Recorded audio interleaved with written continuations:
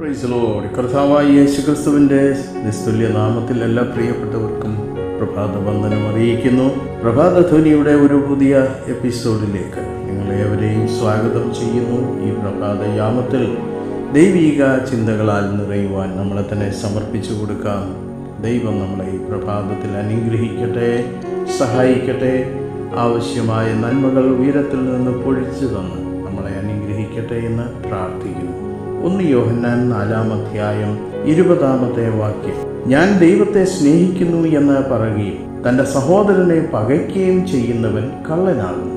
താൻ കണ്ടിട്ടുള്ള സഹോദരനെ സ്നേഹിക്കാത്തവന് കണ്ടിട്ടില്ലാത്ത ദൈവത്തെ സ്നേഹിപ്പാൻ കഴിയുന്നതല്ല.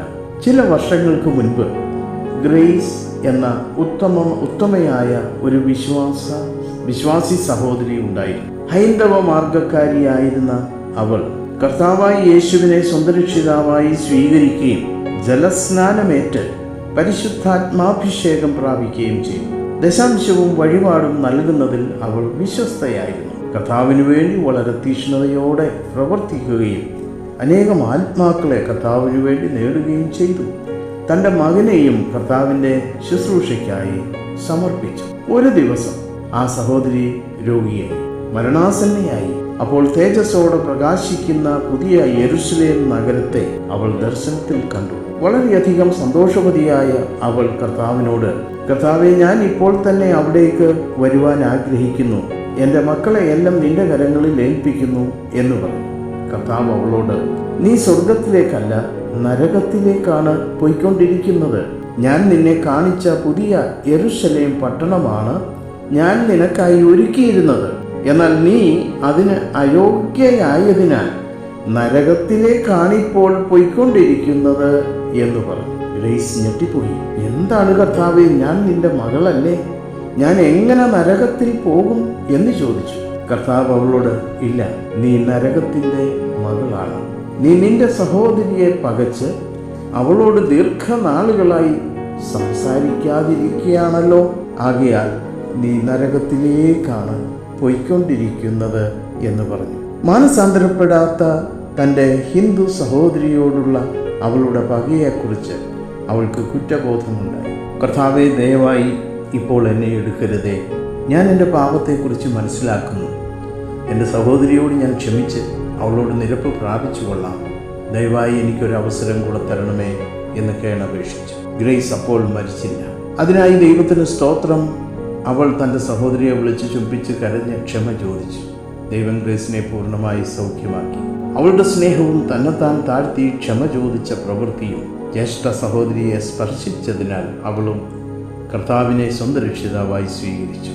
ഗ്രേസിനെ പോലെ നിങ്ങളും നിങ്ങളുടെ ഭർത്താവ്, ഭാര്യ, മക്കൾ, പിതാവ്, മാതാവ്, ബന്ധുക്കൾ എന്നിവരോട് പക വെച്ചുകൊണ്ടിരിക്കുമ്പോൾ തന്നെ നിങ്ങൾ വീണ്ടും ജനിച്ച ഒരു ദൈവ പൈതലോ അല്ലെങ്കിൽ ഒരു പെന്തക്കോസ്ത് വിശ്വാസിയോ ആയിരിക്കുന്നതിനാൽ സ്വർഗത്തിലേക്കാണ് പോകുന്നതെന്ന് ചിന്തിച്ചു കൊണ്ടിരിക്കുകയായിരിക്കാം.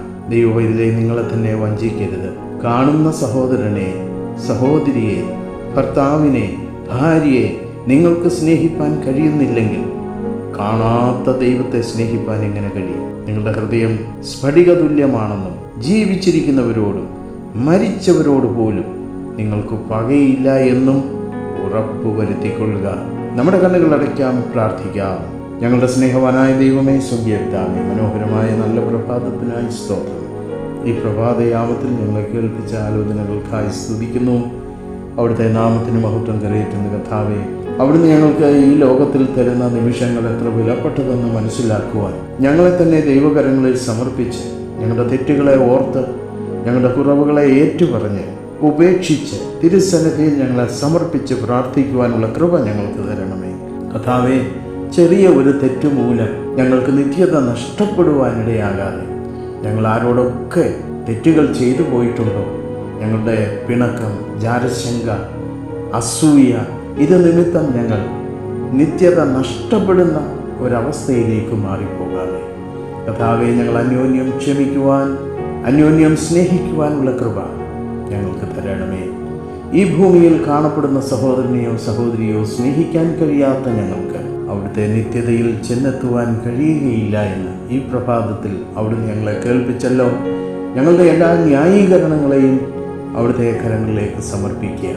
അതൊന്നും അവിടുത്തെ സന്നിധിയിൽ വിലപ്പോവില്ല എന്ന് ഞങ്ങൾ അറിയുന്നു. പൂർണ്ണമായി സമർപ്പിച്ച് അവിടുത്തെ കരങ്ങളിൽ ഏൽപ്പിച്ച് ഞങ്ങളുടെ ക്രിസ്തീയ യാത്ര തുടരുവാൻ, മുന്നോട്ട് പോകുവാൻ കർത്താവ് ഞങ്ങളെ ബലപ്പെടുത്തണമേ. എല്ലാ പിണക്കവും വിട്ട് ഹല്ലേലൂയ അവിടുന്ന് ഞങ്ങളെ സ്നേഹിച്ചതുപോലെ അന്യോന്യം സ്നേഹിപ്പാനുള്ള കൃപ തന്നാട്ടെ.